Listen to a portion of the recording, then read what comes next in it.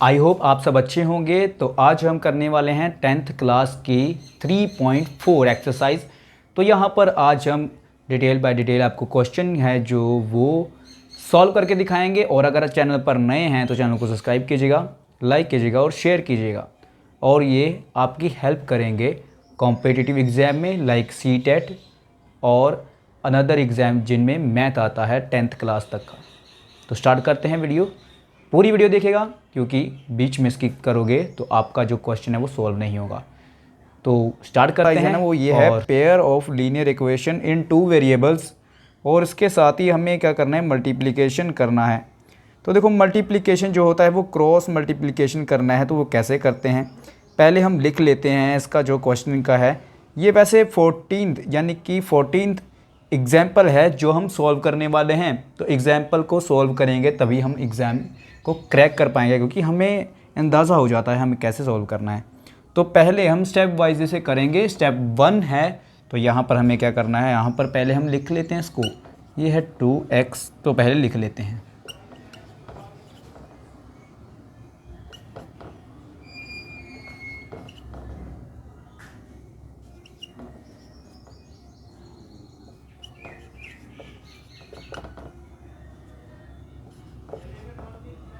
और इसके सामने भी हम यही लिखेंगे, सेम लिखेंगे, यानी कि 2x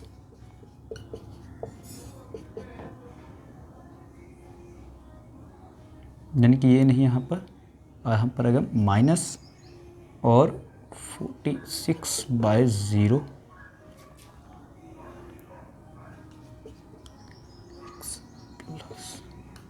5y माइनस 74 0, ये चीज़ आ गई 0। तो हमें क्या करना है, इसके बाद इसको सॉल्व करेंगे। सॉल्व कैसे करना है, इसको क्रॉस मल्टीप्लिकेशन मेथड कहते हैं। क्रॉस मल्टीप्लिकेशन मेथड क्या होता है आप देख लो। यहाँ पर हमें इसे डिवाइड करना है, यानी कि नहीं मल्टीप्लिकेशन करना है। तो कैसे करेंगे, हम करेंगे पहले ये 3 है ना, ये देखो स्टेप 2 यहाँ पर लिख लेते हैं, इसको स्टेप 2 बोलते हैं। तो यहाँ पर 3 हो जाएगा, 5 -46 -74 और 2 हो जाएगा, 3 हो जाएगा, फिर से 3 और 5। तो ये चीज़ को हम ऐसे लिख लेंगे और इन्हें मल्टीप्लिकेशन के साथ सॉल्व करेंगे। x है ये जो x की लाइन है ये हमारी y की हो जाएगी और ये 1 की हो जाएगी। तो यहाँ पर हम क्रॉस मल्टीप्लाई करते हैं इसको साथ में, यहाँ पर इसको इससे करते हैं, इसको इससे करते हैं। तो ये चीज़ आपको समझनी है कि क्रॉस मल्टीप्लिकेशन करनी है तो कैसे करेंगे।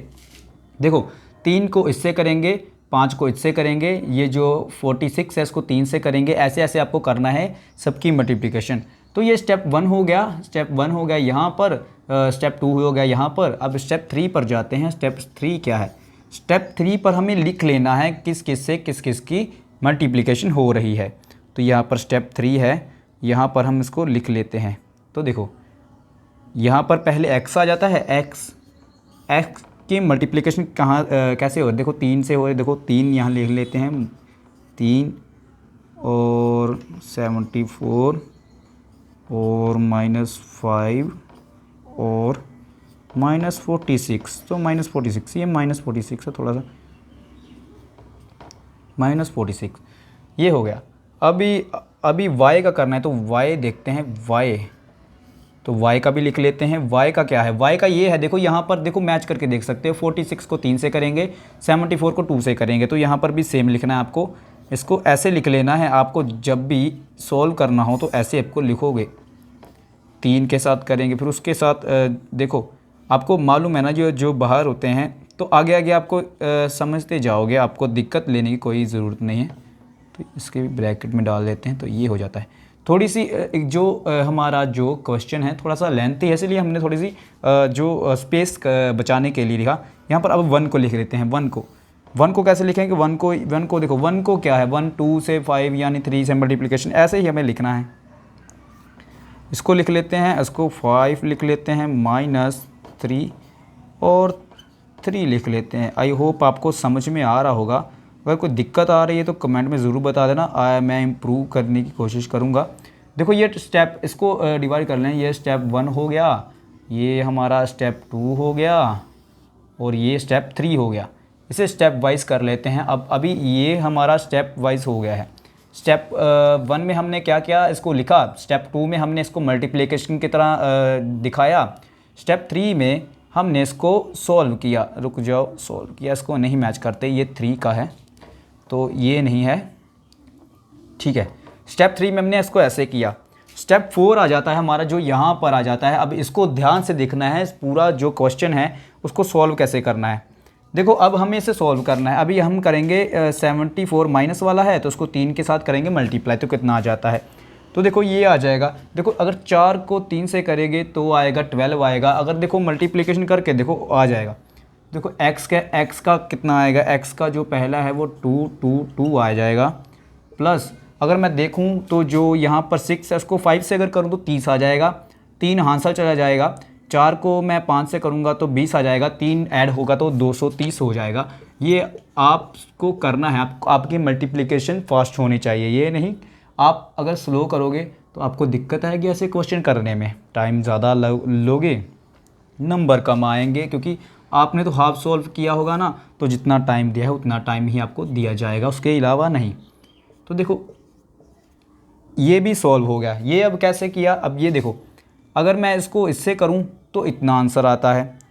आपको सिंपल से क्या करना है, इनको इनकी कर देना है। देखो मैंने इनको क्या किया, मैंने इसको मल्टीप्लाई किया है। देखो मल्टीप्लाई किया है, इसको मल्टीप्लाई किया है, इसको भी करोगे, इसको भी करोगे।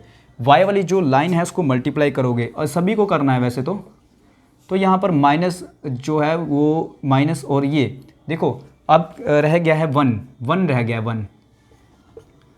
1 रह गया। ये सॉल्व कर, देखो मैंने इसको सॉल्व कर दिया, इसको सॉल्व कर दिया। अब ये रह गया, इसको भी सॉल्व करना है। 5 को मैं अगर 2 से करूँगा 10 आ जाएगा। 3 को 3 से करूँगा तो 9 आ जाएंगे। तो यार 10 लिख लिया मैंने, 10 के साथ मैंने 9 लिख लिया है। तो यहाँ पर अब क्या होगा, ये हमारा जो 4 था ये भी सॉल्व हो गया है। तो इसको भी यहाँ पर कर लेते हैं, लाइन खींच लेते हैं। देखो पार्ट में डिवाइड किया है, थोड़ा सा स्पेस को सही करने के लिए आप ध्यान से समझ लेना कि पहले ये था, उसके बाद हमने ये स्टेप फॉलो किया, उसके बाद हमने थर्ड स्टेप फॉलो किया है। स्टेप वाइज अगर आपको नहीं समझ में आता तो स्टेप वाइज आप कर सकते हो। उसके साथ ही अपने फोर्थ स्टेप में यहाँ पर इसको सॉल्व कर लिया, ये चीज़ों को इसको सॉल्व कर लिया, इसको काट देते हैं, इसको सॉल्व कर लिया, इसको काट देते हैं, इसको सॉल्व कर लिया, इसको काट देते हैं, ज़रूरत नहीं है, यहाँ पर हमने इसको सॉल्व कर लिया। तो अब अगर देखो अब प्लस माइनस माइनस है तो यहाँ पर इसका लास्ट यहाँ पर ये सॉल्व हो जाता है। 5th में हमारा इसका आंसर निकल आता है। x हमारा कितना निकलता है, 8 निकल जाता है। देखो अगर तुम क्या करोगे, 130 में से 122 130 यहाँ पर देखो 230 में से 222 माइनस करोगे तो यहाँ पर क्या होता है। देखो यहाँ पर कर लेते हैं, 230 में से 222 करोगे तो 8 बचेगा ना भाई, 8 बचेगा तो 8 आ गया, तो 8 आ गया यहाँ पर 8। और y का देखो आसान है यार, देखो इसमें से माइनस करोगे, प्लस माइनस माइनस होता है, इसमें से इसको या इसमें से इसको किसी में माइनस कर लो तो आपका 10 ही आएगा। इसके बाद देखो जो 1 है ना, 1 देखो यार 10 में से 9 गए तो 1 ही आएगा ना, तो ये आ गया। अब x क्या है, x का जो है वो 8 है और 1 का 1 है, और बात करें जो y है, y का 10 है और फिर से यहाँ 1 का 1 है। तो x हमारा 8 आ जाता है